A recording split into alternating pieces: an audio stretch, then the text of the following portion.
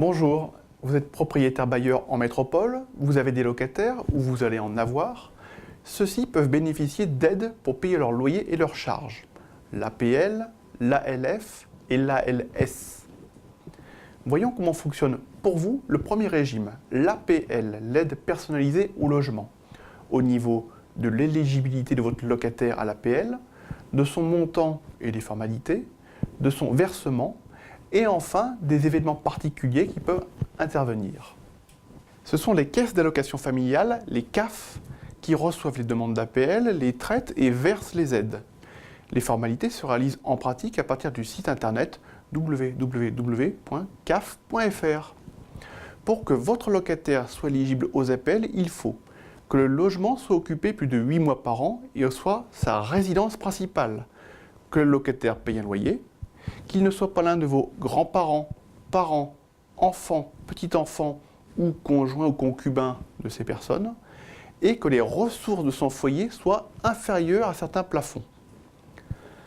Le logement doit être décent, il peut être neuf ou ancien, loué vide ou meublé. Vous devez, en tant que propriétaire bailleur, signer avec l'État une convention comportant certaines obligations. Le montant de l'APL varie selon les ressources du locataire, la situation géographique et le montant des loyers. Une estimation du montant peut être obtenue sur le site internet de la CAF. C'est le locataire qui réalisera les démarches pour bénéficier de l'aide, mais vous devez compléter une partie du dossier. Dès la signature du bail, vous devez remettre une attestation de loyer au locataire avec le numéro de la convention. L'attestation détaille les conditions de la location, surface du logement, montant du loyer et des charges locatives, etc. Le locataire fait sa demande d'APL sur le site internet de la CAF, remplit des formulaires et joint des justificatifs, dont cette attestation de loyer. Attention, cette attestation de loyer est bien distincte de la quittance de loyer. Lorsque les conditions sont remplies, l'APL est versée dès le mois suivant.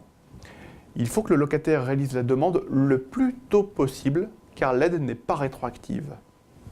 En matière de versement, si vous avez moins de 10 logements conventionnés, vous pouvez demander que l'APL vous soit versée directement, le locataire payant la part restante du loyer et des charges.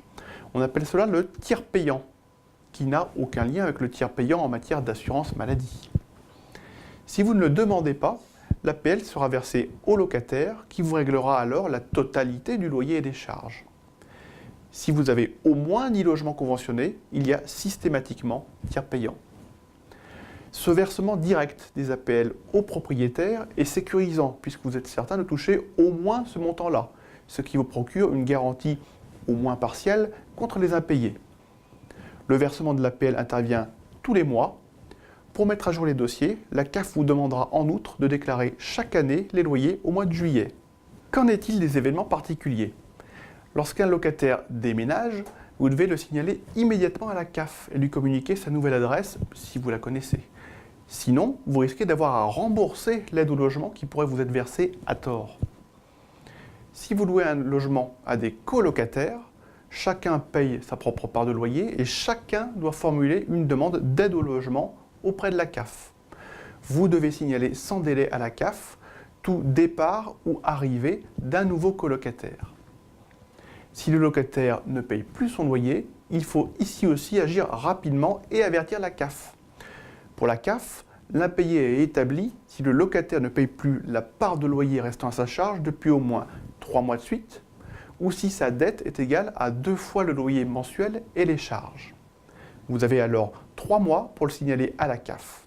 Après ce délai, la procédure vous sera moins favorable et vous pourriez avoir des sommes à rembourser. Malgré l'impayé, l'allocation continuera à vous être versée pendant 6 mois.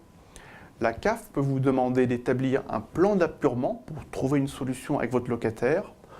En parallèle, vous pouvez saisir le Fonds de solidarité pour le logement, le FSL. Si après 6 mois, aucun plan n'est fourni, le versement de l'aide sera interrompu. Vous le voyez, en tant que propriétaire bailleur, l'APL peut vous être bénéfique, mais il y a tout un formalisme à respecter. Renseignez-vous sur son fonctionnement dès que vous commencerez votre recherche de locataire.